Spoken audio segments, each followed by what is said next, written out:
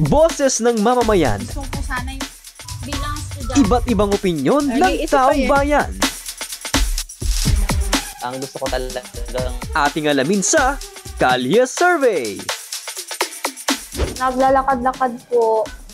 Tapos, nakikisama po sa mga friends ko po. Tapos gagala po kami. Kaya minsan naman po, kinakausap ko po yung kapatid kong bata po sa akin. Tapos, kinakausap ko lang po siya and kahit papano po, nabibigyan niya po ako ng comfort naman po. Nagtatanggal po ako ng stress sa pamamagitan po ng pagkain po ng masasarap na pagkain po. Pananood po ng K-drama, ganun po.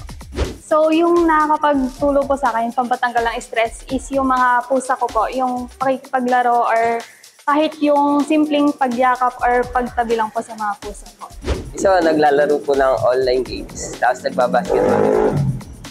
Tapos minsan po kinakausap po yung mga kapatid ko para malibang-libang po, ganun po. Pagkain, nature trip, basketball. Gawin lang po yung mga favorite nating hobby. Laro ng online games, hang out with friends. Minsan kung marunong mag-club, mas okay din. Ano lang po, nood ng K-drama, ganun, tapos TikTok, ano lang po. Tapos minsan, nagbabanting po kami ng mga kaibigan ko po, ganun. Nakikipag-participate po kami sa mga organizations po sa school po namin, ganun po. Ako po, ang ginagawa ko po, nag-drawing po, ganun. Kasi po, hobby ko po yung pag-drawing. Ayun po yung ginagawa para po matanggal yung stress ko po. Sa akin po kasi since INC po ako, pag po like nai-stress ako or like wala akong ginagawa, sa kapilya po talaga.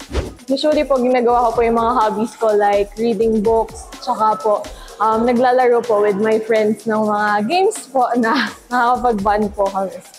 Boses ng mamamayan. Gusto ko sana yung bilang estudyante. Iba't ibang opinyon ng taong bayan. Ang gusto ko talagang Ating alamin sa Kalye Survey.